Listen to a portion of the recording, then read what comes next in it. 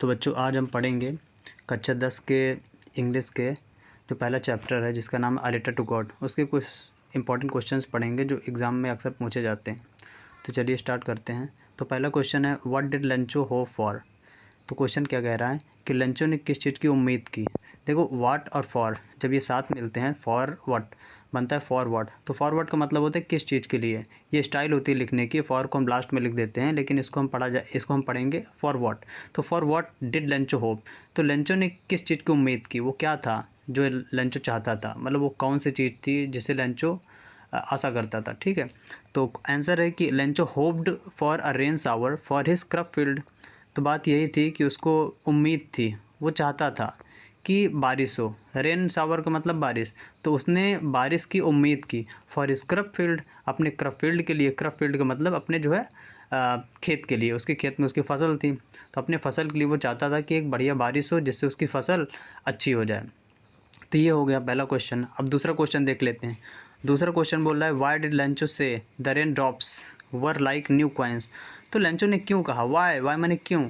तो why did Lencho से, Lencho ने क्यों कहा द रेन ड्रॉप्स, कि जो रेन ड्रॉप्स थी, जो बारिश की बूंदें थी, वो थी कैसी थी, like new coins, new coins की तरह, नए सिक्कों की तरह।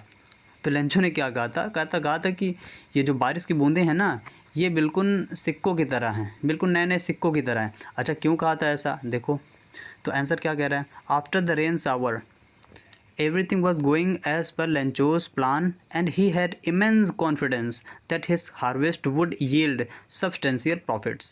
तो देखो बात ये है कि Lencho after the rain shower, तो रेन शावर के बाद जब बारिश शुरू हुई तो बारिश के बाद क्या हुआ, everything was going as per लेंचोस plan, सब कुछ लेंचो के प्लान के मुताबिक जा रहा था। एवरीथिंग मतलब सब कुछ, सब वॉज गोइंग जा रहा था। एज पर का मतलब होता है अकॉर्डिंग टू, के अनुसार, किसके अनुसार, लेंचो के प्लान के अनुसार। लेंचोस फील्ड का मतलब होता है, लेंचोस का मतलब होता है लेंचो के। अपोस्ट्रोफियस इसे बोलते हैं, जो कॉमा है और एस लिखा है इसको बोलते हैं अपोस्ट्रोफियस, इसका मतलब होता है लेंचो का। तो लेंचो के प्लान के मुताबिक सब कुछ जा रहा था बारिश के बाद। And he had immense confidence, और उसको बहुत अच्छे से विश्वास था, उसको बहुत घना कॉन्फिडेंस था, बहुत अच्छे से उसको विश्वास था दैट कि, अच्छा क्या कॉन्फिडेंस था, कि हिज हार्वेस्ट की, उसकी जो फसल है ना, वुड यील्ड, वो यील्ड करेगी, वो फल देगी सब्सटेंशियल प्रॉफिट्स का। मतलब उसको यकीन था कि जो उसकी फसल है ना उसमें बहुत अच्छा प्रॉफिट होगा। 10 इस प्रकार से, 10 का मतलब होता है इस प्रकार। ही रिफर्ड टू द ड्रॉपलेट्स, इसीलिए उसने क्या किया, रिफ़र किया, उसने बताया ड्रॉपलेट्स को। ड्रॉपलेट्स का मतलब बारिश की बूंदें, रेन ड्रॉप्स। तो उसने बताया ड्रॉपलेट्स को एज न्यू कॉइन्स, कि ये न्यू कॉइन्स हैं, ये बूंदें नहीं हैं, ये न्यू कॉइन्स, ये सिक्के हैं।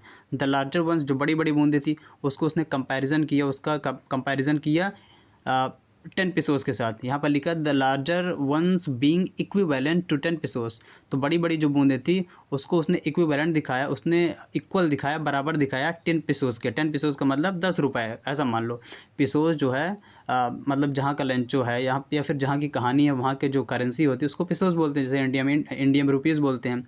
तो उसने बड़े बड़े जो ड्रॉप्स थे उसका कंपैरिजन 10 पेसोस से किया, और जो छोटे वाले थे द स्मॉलर वंस 5 पेसोस, उसका कंपैरिजन 5 पेसोस से किया, यानी 5 के सिक्के से किया। तो ये 2 क्वेश्चंस हो गए। अब हम पढ़ते हैं 2 और क्वेश्चंस। तो तीसरा क्वेश्चन क्या बोल रहा है, how did the rain change. Rain कैसे बदल गई, जो बारिश हो रही थी वो बदल कैसे गई। बदलने का मतलब है कि बारिश जिस तरीके से हो रही थी अब उस तरीके से नहीं हो रही, अब उसका जो रूप बदल गया है। तो बारिश कैसे बदल गई, पास्ट इंडेफिनिट टेंस है। How did the rain change, rain कैसे बदल गई, चेंज यहाँ पर वर्ब है। व्हाट हैपेंड टू लेंचोस फील्ड, और लेंचो के फील्ड को क्या हुआ। अगेन यहाँ पर अपोस्ट्रोफियस लिखा है, लेंचोस मतलब लेंचो के। तो व्हाट हैपेंड माने क्या हुआ, टू किसे, लेंचो के फील्ड्स को, लेंचो के खेतों को। फिर क्या हुआ, जब बारिश जिस तरीके से हो रही थी उसका रूप बदल गया, तो लेंचो के फील्ड के साथ क्या होता है उसको पढ़ेंगे। तो आंसर पढ़ते हैं। Soon after the rainfall had begun, soon मतलब जल्द ही, आफ्टर माने के बाद, जब रेनफॉल बिगन हुई, जब बारिश शुरू हुई उसके थोड़ी देर बाद ही हुआ क्या, जल्द ही क्या हुआ, the wind became strong leading to a hail storm. तो जो विंड थी, जो हवा थी, जब बारिश के साथ हवा भी चलती है, तो जो हवा थी ना वो स्ट्रॉन्ग हो गई, हवा बहुत तेज़ हो गई। यहाँ पर स्ट्रॉन्ग का मतलब मजबूत नहीं बोलेंगे, स्ट्रॉन्ग का मतलब यहाँ पर तेज़ बोलेंगे। जब बात विंड की हो, हवा की हो, तो स्ट्रॉन्ग का मतलब तेज़ होता है, फास्ट। तो हवा जो थी ना, हवा बहुत तेज़ हो गई, और जब हवा तेज़ हो गई तो उसने किस चीज़ को लीड किया। लीड का मतलब होता है अगर ऐसा हो रहा है तो इसका जो रिज़ल्ट होगा, जो इसका आउटकम होगा उसके बारे में बात करते हैं। तो लीड लगाते हैं, तो जो बहुत तेज़ी से हवा चलने लगी उसका नतीजा क्या निकला कि हेल स्टॉर्म आ गया, मतलब ओले गिरने लगे, तूफ़ान आ गया। अब आगे, as a result of which, जिसका जो रिज़ल्ट हुआ एज अ रिज़ल्ट के रूप में, रिज़ल्ट के तौर पर, ऑफ विच, जिसके, मतलब जब ओले गिरने लगे, जब बारिश तेज़ होने लगी कह लो, तो उसका रिज़ल्ट क्या हुआ, रिज़ल्ट ये हुआ कि लेंचोस क्रप फील्ड, जो लेंचो के क्रप के जो क्रप थी ना, उसकी जो फसल थी, गॉट विटर्ड, वो विटर्ड हो गई, वो बर्बाद हो गई। द ट्रीज़, जो ट्रीज़ थे, जो पेड़ थे, मतलब कि कहने का मतलब जो पेड़ लगे हुए थे खेतों में, हैड सेड देयर लीव्स, उसके पत्ते एकदम झड़ गए, जो पत्ते थे वो झड़ने लगे। एंड द फ्लावर्स, और जो फ्लावर्स थे ना, हैड फॉलन, जो फ्लावर्स थे, जो फूल थे, मतलब जो पेड़ों में फूल होते हैं ना, उगते हैं, तो उसमें जो है पहले फूल लगता है, फिर उसके बाद उसमें जो फल आते हैं, तो फूल भी जो थे वो फॉलन, वो गिर गए। ठीक है, तो ये हो गया हमारा तीसरा क्वेश्चन। अब हम चौथा पढ़ लेते हैं। तो what were Lencho's feelings when the hail stopped. तो अगेन लेंचोस, यहाँ पर लेंचो और अपॉस्ट्रोफी एस लगा, इसका मतलब लेंचो की।